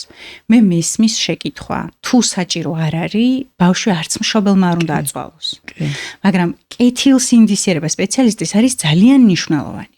და სპეციალისტის კეთილსინდისიერება არის ნახე რა, ერთი რომ თუ ბავშვს არ ჭირდება ტყუილ უბრალოდ თერაპიაზე არ უშვებ და თუ პირდაპირ თერაპევტთან მოვიდა შეფასების გარეშე არ იტოვებ, ეს არის კეთილსინდისიერება. კეთილსინდისიერება არის რომ თერაპევტ სპეციალისტი არჩევდა ამ ბავშვს ჭირდება თუ არ ჭირდება, მაგრამ ეგ უფრო პროფესიონალიზმთან, მაგრამ პროფესიონალიზმიც არის კეთილსინდისიერება, რომ თუ პროფესიონალი არ ახარ დაანებე ამ ბავშვებს თავი რა, რამე სხვა გააკეთე. კი, ნამდვილად. მესამე არის ასევე მნიშვნელოვანი ისიც რომ ნახე მშობელს რო შფოთვა აქვს ეგ ცალკე პრობლემა რა თქმა უნდა არის ამ მშობლისთვის რომ სულ დაძაბულია რომ რამე არ გამოეპაროს და სულ უყურებს ამ ბავშვს ლუპით და ამ ბავშვს შეიძლება მართლა გადასდოს თავისი შფოთვები და შიშები, მაგრამ პირველადაც სპეციალისტთან მისვლა არ არის ეგეთი საშიში თუ კარგ სპეციალისტთან მოვხვდები, იმიტომ რომ უბრალოდ გეტყვის რომ არაფერი ამ ბავშვს ბევრი ყოლია ჩვენ ესეთი ბავშვი, რომ გვითქვამს რომ ამ ბავშვს არაფერი არ სჭირდება, მაგრამ იცი უფრო ბევრი როგორი ბავშვი მყოლია. და ახლა რომც მეჩხუბონ ამას, მაიმე როგორ მეშინია რომ ეს უმეჩხუბები. მაინც ვიტყვი რა, ძალიან ხშირად მყოლია რომ ჩემთან მოსულა 13 წლის, 14 წლის, 15 წლის მოზარდი. აუტიზმის სპექტრით, ინტელექტუალური დარღვევით, დისლექსიით, მართლა ADHD-ით და ბევრი პრობლემით, ენობრივი განვითარების სირთულით და მანამდე არასდროს შეფასებაზე არ ყოფილა და მაგასაკში თერაპიის დაწყება დაგვიანებულია. ძალიან ბოდიშს ვიხდი ყველა მშობელთან, მაგრამ განვითარებაზე ვლაპარაკობთ. განვითარების პროცესში არსებობს ფანჯარა, რომელიც უნდა გამოიყენო და როცა შენ და შენი თავის ტვინი ბიოლოგიურად მოწოდებულია, რომ ის უნდა გამოიმუშაოს. ის ფანჯარა რომ იხურება, მე ჩვენ თერაპიას რა თქმა უნდა მაინც ვიწყებთ, როცა ბავშვს საჭიროება აქვს, მაგრამ კაცი შვილი ვერ გეტყვის პროგნოზს. კი ბატონო. იქნება თუ არ იქნება, ან რა დრო დასჭირდება, ან რა ძალისხმევა დასჭირდება. მაგალითად, ესეთი კრიტიკული პერიოდი ბავშვის ასაკობრივ განვითარებაში, კრიტიკული პერიოდი რა არის? როცა აი ასაკი, ასაკობრივი ფანჯარა, პერიოდი, როდესაც რაღაცა უნარი ყველაზე მარტივად გამომუშავდება თავისით. მაგალითად, 3 წლამდე ასაკში ეს არის კომუნიკაცია, ენა, მეტყველება და მოტორული განვითარება, ფესიარულს რო ვიწყებ და რაღაცა მსხვილი მოტორიკა რა, ესე შევხედოთ. 3-დან 6 წლამდე ეს არის ფანტაზია, ცოტა-ცოტა კრიტიკული აზროვნება, უკეთ როდესაც ხვების გაგება, თვით რეგულაცია, მათ შორის ემოციური, აი ესენი უნდა ვისწავლო მაგ პერიოდში. აი ამ დროს არის ღია ფანჯარა, რომ ეს უნარები ავითვისო. 6 წლიდან აკადემიური უნარჩვევები. აკადემიური არის წერა, კითხვა, ანგარიში, თვითკონტროლი, ოღონდ უფრო სასკოლო გარემოში დამოუკიდებლობის უნარჩვევები, რომელიც ასევე სასკოლო გარემოში მჭირდება. და მოზარდობა, როდესაც უკვე თავიდან ვიწყებ ყველაფერი ამის სწავლას. აირია ხო დაერორდა ხო მოზარდობაში თავიდან უნდა წერა კითხვა ვიცი, მაგრამ აი სხვა რაც ჩამოთვალ ყველაფერი თავიდან უნდა ვისწავლო ხო ფაქტობრივად, მაგრამ ხა მოზარდობა ხა ეს უტრირებულად, მაგრამ მოზარდობის მთავარი კრიზისი არის იდენტო, მე ვინ ვარ და მშობელს ცოტა გამოვშორდა იმ მშობლისგან დამოუკიდებლობიდან და რამდენიც აი ავტონომია მშობლისგან, ხო აი მე ვინ ვარ და ავტორიტეტების კითხვის ნიშნის ქვეშ დაყენებ. ამას რომ მეუბნებოდნენ, ეს სწორი იყო და მოსინჯვა საზღვრების. აი ეს შეიძლება გავაკეთოთ თუ არ შეიძლება გავაკეთოთ. ავტონომია ყოველთვის არა. რაღაც სიტუაციებში კი და ყოველთვის არა. აი რა შემთხვევაში მივცეთ და არ მივცეთ, ეგ ბავშვმა უნდა გიგარნახოს. გასაგებია. და აი ხა ეს რაც მე ჩამოვთვალე რომ შევაჯამოთ, ხო, სხვადასხვა ასაკში ბავშვს აქვს განვითარების თვალსაზრისით სხვადასხვა გამოწვევა.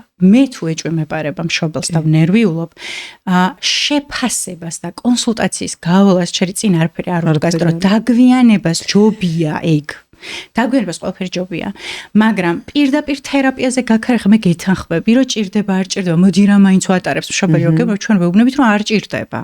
არ ჭირდება. აი რამდენიც გინდათ მშობლისთვის მithქვამს, რომ აგერ ეს წიგნები იყიდეთ და სახლში გააკე, შეგიძლია რომ შენ თვითონ ამას მიხვდები. ხა თუ მშობელი გეუბნება, რომ მე ამას ვერ ვიზამ და მირჩევნია თერაპევტმა ქნას, ისე ბავშვის საჭიროებებიდან და ინტერესებიდან გამოდიხარ რა, რა თუ ოჯახი ვერ მიხედავს, მაშინ ჯობია რომ მithქვეთ მშობელს მზაობა აქვს, ჯობია იმ თერაპიაზე იარო ერთი თვე და გეყოს, ვიდრე საერთოდ არ მიხვიდა 10 წლის მერე და მერე წლები დაგჭირდეს რაღაცა უნარის გამო. ეგ არის მე მგონი აი ignorance როგორ არის, ignoris პრობლემა და თავის არიდების, უარყოფის. სხვათა შორის ძალიან ხშირი არის, მაშინ ესპანეთშიც მე მქონდა საუბარი ერთ-ერთ ქართულ გოგონასთან, რომელიც თარჯიმნად არის სკოლებში და ქართულ ბავშვებს ვისაც სჭირდებათ ეს განსაკუთრებული ყურადღება, მასწავლებელი როდესაც აკეთებს ამის იდენტიფიცირებას, რა თქმა უნდა ხდება მე მშობელთან კონსულტაცია და იქ ეს ყველაფერი უფასოდ არის, უფასო სერვისი არის რა, ანუ თუ მასწავლებელი ამ ყველაფერს შეამჩნევს, ხდება მშობელთან კომუნიკაცია და მშობელთან კომუნიკაციის შემდეგ მე ინიშნება რაღაცა განსაკუთრებული თერაპიები. და ძალიან ბევრ მე როგორც გავიგე, ქართულ მშობელს აქვს წინააღმდეგობის მომენტი, რომ არა ჩემშულს ეს არ ჭირს. არ გავიკვირვებ რა. და ხო აი აღონთან იმ მშობელისაც მესმის ძალიან რთულია ზოგადად ეს აღიარო და ძალიან რთულია ოჯახში ეს ყველაფერი მიიღო. ძალიან. იმიტომ რომ მე მთლიანად იცვლება ხო ზოგადად ქცევა იცვლება მთლიანად ოჯახში რა და ნუ აი წარმომიდგენია, იმიტომ რომ ყველაზე დიდი ჭრილობა და ყველაზე დიდი ტკივილი რაც შეიძლება მშობელს კონდეს ეს არის ბავშვს რაღაცა ჭირს. კი და მშობელი გადის ძალიან ბევრ ეტაპს, იწყება ეს ბრაზით. მე ამას მოყვება უარყოფა, მე ამას მოყვება რაღაც ვაჭრობა, რომ იქნება არ არის, იქნებ კი არის, ამას თუ ვიზამ აღარ იქნება, იქ მივყვან თერაპიაზე ერთი თვე და განიკურნება რა და ეს განკურნებაზე ხა დაავადება ხო არ არის ამაზე რომ ვილაპარაკოთ ამ ტერმინებში ხო? და შეგუებამდე მშობელი ძალიან დიდ გზას გადის და ძალიან რთულ გზას გადის და ჩვენი ემპათია ნამდვილად გვმართებს და გაგება მშობლის ძალიან რთულია ეს, მაგრამ მე მაინც მინდა რომ მშობლებს ძალიან კარგად ავუხსნათ ის, რომ რაც უფრო ადრეულ ასაკში მოიკრებ ძალას თუ გაქვს ამის რესურსი და მხარდამჭერი სოციალური გარემო ძალიან მნიშვნელოვანია. სოციალური გარემო იცი როგორ აშავებს. აი თქვენ სხვა ვითარ სხვა რამე მოყევით, მაგრამ აი სოციალური გარემო ზოგჯერ არის რომ 5 წელს არის ბავშვი არ ლაპარაკობს და ეუბნება რომ ჩემშვილიც მასე იყო და მე ალაპარაკდა. ეხლა ეს მეორე უკიდურესობა, ასეთი რჩევის მიცემა და ასე ადამიანის დამშვიდება არასწორ ინფორმაციაზე ეს არ შეიძლება. ეს არის დამღუპველი, ხო? და მშობელი ყოველთვის ეჭიდება ესეთ ინფორმაციას, რაც ძალიან გასაგები და ადამიანურია, ხო და ძალიან მშობლურია, რომ ეჭიდებოდა შენთვის სასურველ რაღაცა ინფორმაციას, ხო და პასუხისმგებლობა ცოტა გადაავადო. მაგრამ მშობელმა უნდა იცოდეს ერთი რამე, ნახე, რაც უფრო ადრეულ ასაკში შეძლებ და ამას თვალს გაუსწორებ და მუშაობას დაიწყებ, მით უფრო დიდია შანსი, ალბათობა და მით უფრო მარტივია, რომ შენმა შულმა ეს უნარები გამოიმუშაოს. მით უფრო მარტივი. ვიდრე ამის მაინც იწყებენ, იმიტომ რომ სხვა გზა არ აქვს, მაგრამ აი დაგვიანებით რომ იწყებ, შენ ხელს უშლი ამ ბავშვს უნარების გამომუშავებაში. არ ეხმარ, ხელს არ უშლი, არ ეხმარებ. ვერ გაგიშვებ ისე რომ არ შევეხოთ გაჯეტებს, რა თქმა უნდა. უეჭველი, აი გეხოცები ძალიან მინდა რომ ტექნოლოგიურად ესეთ პროგრესულ სამყაროში, აი როგორ შეიძლება, ან როდის შეიძლება შემოვიყვანოთ ბავშვის ცხოვრებაში გაჯეტები და ბავშვი ბოლომდე აუკრძალავ თუ არა. ზოგადად ეკრანი, ჯერ ვთქვათ ის, რომ ეკრანი არ არის მხოლოდ ტელეფონი, მშობელს გონია, რომ ეკრანი მარტო ტელეფონია. ეკრანი არის ნებისმიერი ცივი ეკრანი, ეს არის ტელევიზორიც, პლანშეტიც, ტელეფონიც, ნებისმიერი რამე, რასაც აქვს ეკრანი და სადაც ბავშვი რაღაცებს უყურებს. და მოდი ვთქვათ ესეთი რამე, ჩვენ ფსიქოლოგებს ხშირად გვბრალდება ხოლმე, რომ ძალიან თითქოს ძალიან რადიკალურები ვართ რაღაცებში და ეს არასწორად გაგებული ინფორმაცია და მოდი ახლა სწორად ვთქვათ, ნახე, ცალკე აღებული ეკრანი პრობლემას არ ქმნის. მაგრამ მოდი ვთქვათ ახლა რა შემთხვევაში ქმნის. ერთი მნიშვნელობა აქვს, როდის შემოდის ბავშვის ცხოვრებაში ეკრანი და აქვე ვთქვათ, რომ 2 წლამდე ასაკში სასურველია, რომ ბავშვს ეკრანი არ ჰქონდეს საერთოდ. მუსიკას თუ მოვასმენინებ ისე ფონად და მე ამ დროს ბავშვს ვეთამაშები, კი ბატონო. მაგრამ აი ის რომ შევაჩეჩო ხელში ეკრანი, იმიტომ რომ მე თავისუფალი დრო მჭირდება რაღაცების გაკეთება, კი არ ვკითხავ მშობლებს, არ ვკითხავ არასოდეს. უბრალოდ აი ეკრანს თუ ვიყენებ იმისთვის, რომ მე მჭირდება დრო და ცოტა ხანი მჭირდება ბავშვი იყოს დაკავებული 2 წლამდე ასაკში, კი არა ეს არ შეიძლება გაიხანი. თვად არასდროს ახლა და 40 წლის ადამიანს მიეცით, მაგრამ ბავშვობაში, ადრეულ ბავშვობაში ხო ეს არაფრით არ შეიძლება. ბავშვი მარტო ეკრანზე არ უნდა დატოვო მინიმუმ, იმიტომ რომ კაცმარცის იქ ფრას დააჭერს თვით და რას ნახავს. მეორე ასაკს რო თავი დავანებოთ, არის ის კონტენტი, ანუ რას უყურებს ბავშვი ეკრანზე. როდესაც ეკრანს ბავშვს ვაძლევ, ჯერ მე უნდა ვიცოდე იქ რას ვაყურებ და ძალიან ბევრ მშობელს ჩვენ ვეუბნებით, რომ ვიდეოები გადმოიწერეთ ტელეფონში და ინტერნეტთან წვდომა ამ ბავშვს შეუზღუდეთ, რომ თვითონ არ მოძებნოს რაღაცები და შენი უკვე შერჩეული რაღაცები ნახოს, უყუროს, ითამაშოს და ასე შემდეგ. მესამე და ყველაზე მნიშვნელოვანი. ეკრანი თავისთავად პრობლემა კი არ არის. ეკრანი პრობლემა ხდება მაშინ, როცა ბავშვი მარტო რჩება ეკრანთან არასასურველ ასაკში, ძალიან ხანგრძლივი დროის ლიმიტით და მაგასაც გეტყვით რამდენია ლიმიტი სხვადასხვა ასაკში და დროს ამ ბავშვს არავინ არ უკონტროლებს, არც იმას უკონტროლებენ, რას უყურებს იმ ეკრანზე და მე მყოლია ბავშვი, რომელიც 8 საათს ატარებს ეკრანთან 3 წლის. ანუ წარმოიდგინეთ, რომ მეც ეს ბავშვი არაფერს არ აკეთებს, რაც ღვიძავს არის სულ ეკრანთან. ახლა ვილაპარაკოთ იმაზე, რა არის პრობლემა. რატო ვამბობთ ჩვენ, რომ ეკრანთან მარტო ბავშვის დატოვება ეს ჩვენი ახირება კი არ არის. ჩვენ ვიბადებით, ჩერი უკვე არსებული ნეირონებით, ანუ თავის ტვინის უჯრედებით. უკვე მაქვს მე ეს თავის ტვინის უჯრედები, როგორც კანი მაქვს, როგორც ფრჩხილი მაქვს და როგორც თმა, ასე თუ ისე მაქვს. აი ესე ვიბადებით ჩვენ ნეირონებით, უკვე არსებულით.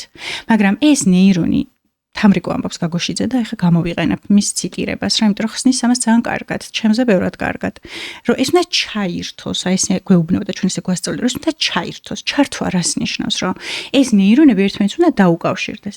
ეკრანი ამას ვერ შვება, იმიტომ რომ ევოლუცია, ჩვენ დღეს კი ვცხოვრობთ ტექნოლოგიურ სამყაროში, მაგრამ ევოლუციურად ჩემი თავის ტვინი ჯერ ამასთან ადაპტირებული არ არის, რომ ისწავლოს ეკრანიდან. ჩვენ ვსწავლობთ ერთმანეთთან კომუნიკაციის პროცესში ძალიან ადრეულ ასაკში.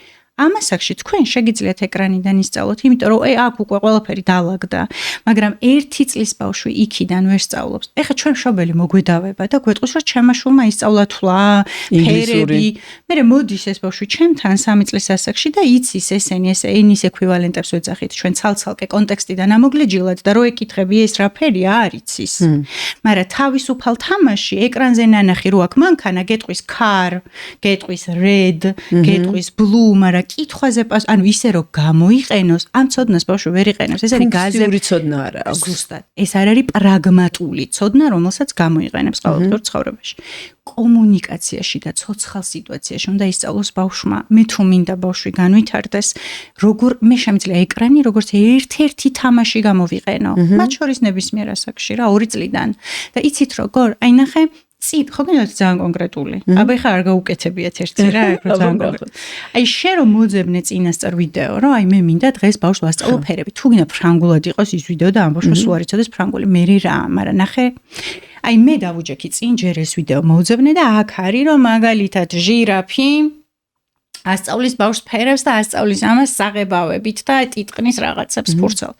მე ეს ყველაფერი მოვიძიე დავალაგე მაგიდაზე ეს ეკრანი ჩავრთე ბავშვს ვაჩვენ და ვეუბნები რომ ის რასაც გააკეთებს ჩვენც იგივე გავაკეთოთ რა და იმან რო თქვა ფრანგულად რო ეს არის წითელი მე ვეუბნები რომ აი ნახე წითელი ქვია ამას ვოდი რა გავიმეოროთ ჩვენც ახლა რომ წითელი ქვია ნუ გაიმეორებს ეს ბავშვი ყوارვა ძალებით მაგრამ ცოცხალ გარემოში ვიმეორებ იმას რაც არის ეკრანზე და ეკრანს ვიყენებ როგორც გამრავალფეროვნებას თამაშისას თორე ეკრანთან ის როგორც დაამხმარე ერთ-ერთ სტრატეგია სწავლებისთვის და ბავშვს თუ ეკრანი უყვარს დაინტერესებს და ყველას უყვარს და აინტერესებს მისთვის мотивация რომ იქ რასაც ხედავს ეს გაიმეოროს.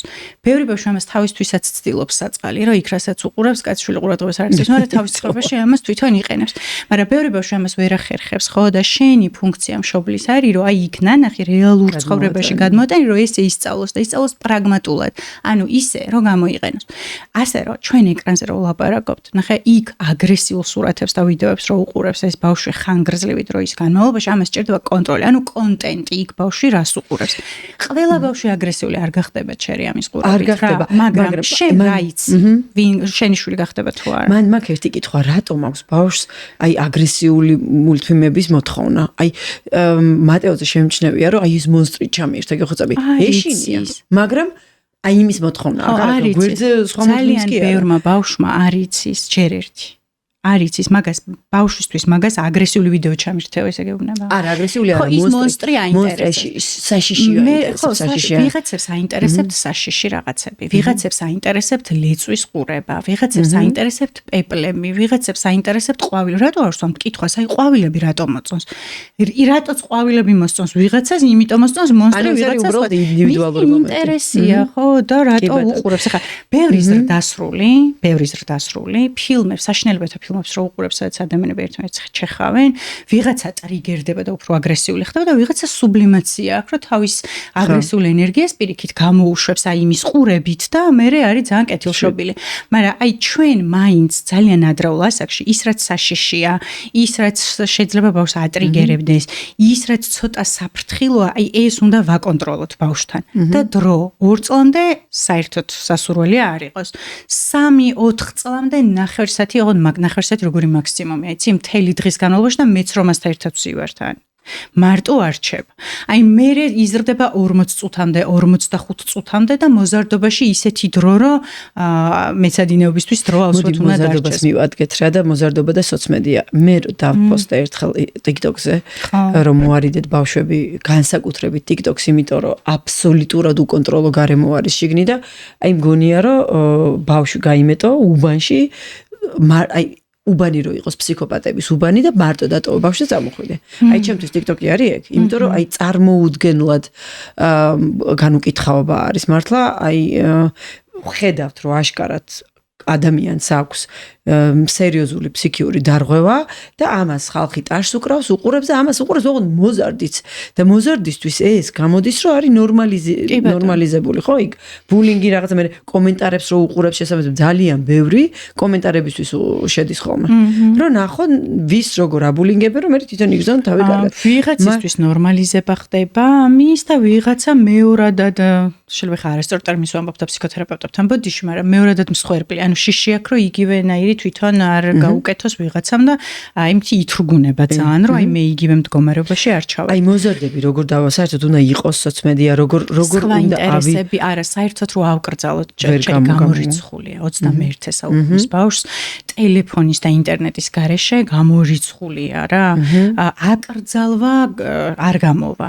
მაგრამ ერთი რომ ხო დროის კონტროლი, მეორე რომ იმ TikTok-ზე რა დროს ატარებს, მესამე შენ უნდა იცოდე ხა მშობელს ეშინია ხშირად რომ მოზარდ შულს უთხრას რომ მაჩვენე ვის ელაპარაკები, რამდენი ხნით ელაპარაკები, მეგობრები გამაცანი, თან დღეს აი ეს მეგობრობა და ურთიერთობებიც ძალიან ვირტუალური გახდა რა, ბავშვები ისე ეკონტაქტებიან ათასობით მის თანატოლს, რომ შეიძლება ნანახი არ ყავდეთ, რაც კიდე ცალკე საფრთხილთან ნატოლს კიდე რა უჭერს ზრდასრულებს, ხო? ამიტომ ეხა ეს კიდე ცალკე ძალიან დიდი პრობლემაა. სოციალურ მედიას აქვს ისე თავისი ასაკობრივი შეზღუდვა, მინდა გითხრათ და თავისი თესე ბავშვი ვერ უნდა რეგისტრირდებოდეს წესრიგში. ნუ ძირითადად ბავშვების კომენტარი იყო, რომ გამალანწყეს გამომთადღეს, მაგრამ ძალიან ბევრი მშობელი შემომეკამათა, რომ ვაკონტროლებთ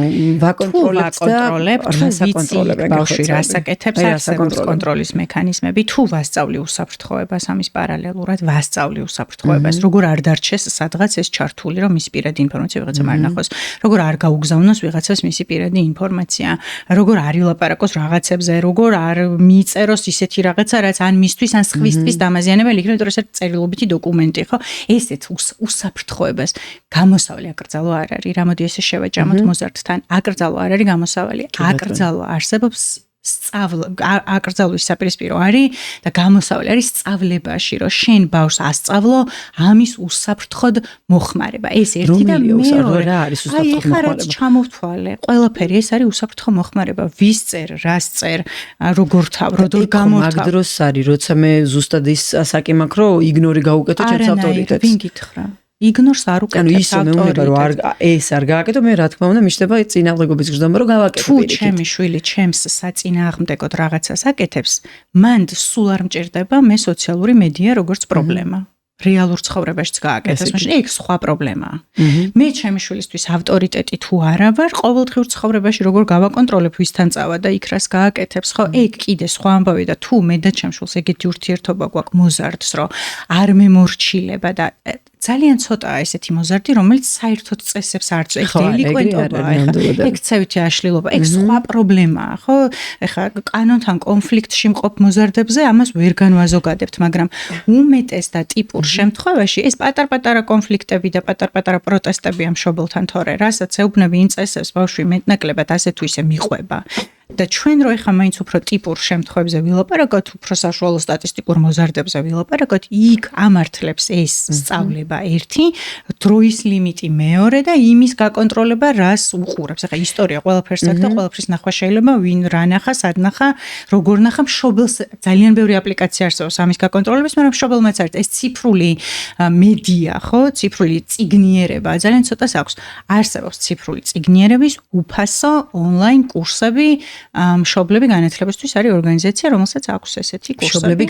მშობლები განათლებისთვის ქართულია, მათ შორის ჩემი და ჩემზე უკეთეს სპეციალისტების ტრენინგები, იქ ძალიან დეტალური, არა მარტო ეკრან დამოკიდებულებაზე და წიგნიერებაზე, მედია წიგნიერებაზე, ბევრ სხვა ამის ლინკი არსებობს. კი, როგორ არის საიტი არსებობს. ჩაიწერე ხსოვდება. საიტი არსებობს საერთოდ. ხო, ძალიან მაგარი, ამას მიუთითებთ აუცილებლად. ჩემი აი ესე ბოლო კითხვა და მოდი გაგიშვებ.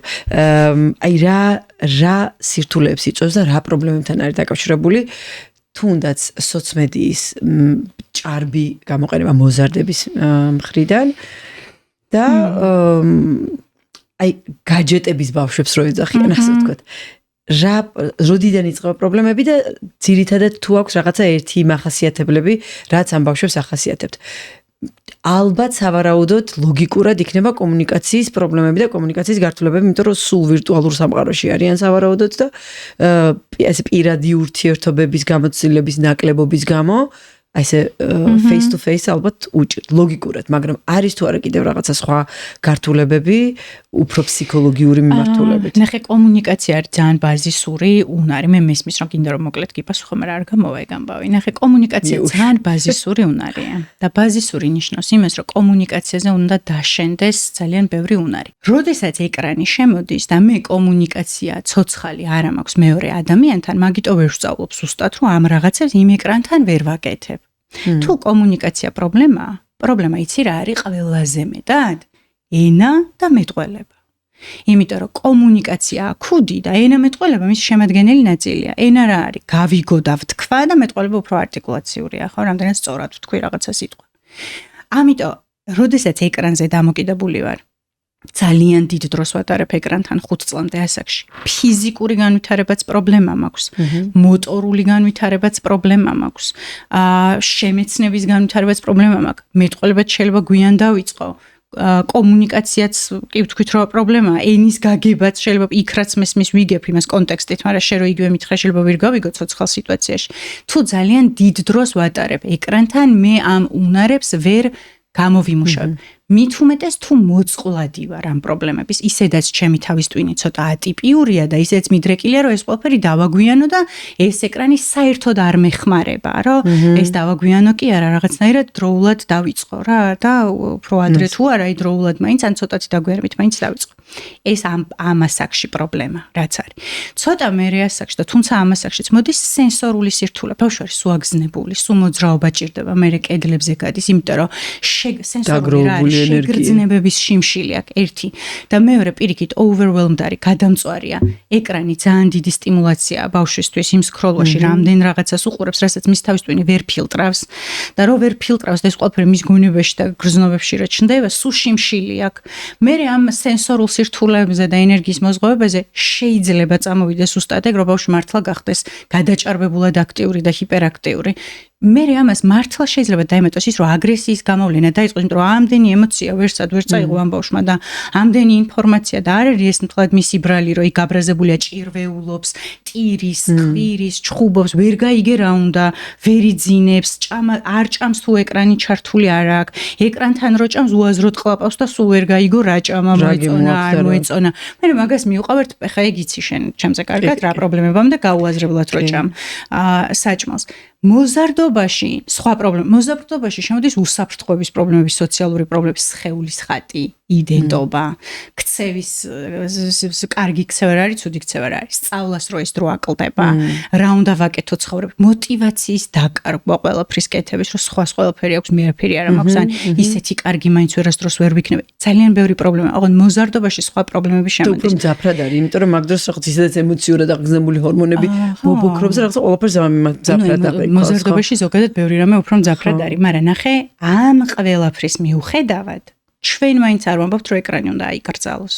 ჩვენ ვამბობთ, რომ ეკრანი ნებისმიერ ასაკში 2 წლიდან ზევით უბრალოდ უნდა გამოიყენოს სწორად. და ამ ბავშვსაც უნდა ასწავლო, რომ ეკრანი მარტო TikTok ვიდეოების სკროლვა არ არის რა, იმ ეკრანზე შენ ბევრი რამე შეგიძლია გააკეთო მით უმეტეს ხელოვნური ინტელექტის ეპოქაში.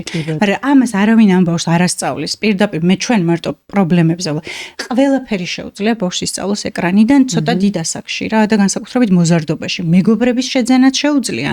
ინტერესების გამრავალფეროვნებაც შეუძლია, ციგნიერებაც შეუძლია, რომ იქიდან აიღოს და ძალიან ბევრი რამე წაიკითხოს, რაც შეიძლება ჩვენთან სულ არ არის. უცხო ენაც შეუძლია ისოს. აი უკვე მოზარდობის ასაკში ეკრანს მე თუ ბავშვს ვასწავლი, როგორ გამოიყენოს, ძალიან ბევრი სარგებელი შეუძლია რომ მოიტანოს. ძალიან ბევრი სარგებელი, მაგრამ ჩვენ რაღაცა მოგწონს, რომ ეს ტრაგიკულად წარმოვაჩინოთ, მაინც და მაინც პრობლემატურად, იმიტომ რომ ვასწავლო ამ ბავშვს, ეგ ჩემ პასუხისმგებლობაა და მაგას დროი დახარჯო აღარ ხო? აკრძალვა მარტივია რა, აი ნახე ფსიქოლოგმა ეგერ თქვა, რომ ეს არ ვარ გადა, მოდი ახლა ეს გამორთოთ. ერთ კითხვას და სიო მივიდივარ გეფიცები, დედას გეფიცები. არა და ვეუბნები რომ მოვალ კიდე. არა, ეს რო არ ვთქვა, არ შეიძლება. ფიზიკური აქტივობის როლი მინდა ბავშვის განვითარებაში, ბავშვის ცხოვრებაში ზოგადად და თქვენ თუ ხართ დაუშვათ დაინტერესებული თუ აი ეს რგოლი, რომ მშობელს პირდაპირ ეუბნებით, რომ ბავშვის ცხოვრებაში ჩართეთ სპორტი, ან ფიზიკური აქტივობა. ძალიან ხშირად. ზოგადად ფიზიკური აქტივობა ყველა ასაკში არის ძალიან მნიშვნელოვანი. და განსაკუთრებით მნიშვნელოვანი არის 2 წლამდე ასაკში და რატო? ნახე სენსომოტორული სტადია ქვია ამას, განვითარების, ანუ შეგრძნებებით და მოძრაობით შეიმეცნებს ბავშვის სამყაროს და მნიშვნელოვანია ეს წყება ხოხვით და აი ეს ძალიან მნიშვნელოვანი პერიოდია და ხოხვის უფლებას ბევრი მშობელი ბავშვს არ აძლევს, იმიტომ რომ ეშინია რომ პირში რაღაცები არ წაიღოს და ეს ხოხვა თუ ბავშვი ხოხავს, ხა თუ არ ხოხავს არა უშავს, მაგრამ თუ ბავშვი ხოხავს, თუ ბავშვი კედლებს მიყვება, ეს ძალიან მნიშვნელოვანია და მანდაც ხა ეკრანის არ იყოს, ნახე, ბავშვი შეიძლება დაეცეს, მაგრამ მე სიარულს კი არ ვუკრძალავ, ვცდილობ, რომ თუ და რაღაცა ჩემს ხელში უსაფრთხოდ დაეცეს, ხო? იმიტომ რომ აკრძალვა არც ერთ შემთხვევაში არ ამართლებს. ფიზიკური აქტივობა ბავშვისთვის ყველა ასაკში არის ძალიან მნიშვნელოვანი. მოტორიკა თუ არ მივარგა, ჩანთა თუ ვერ გავხსენი, ელვა თუ ვერ გავხსენი, თასმა რო გამეხსნა თუ ვერ შევიკარი, საპირფარეშოში ჩემით თუ ვერ შევით.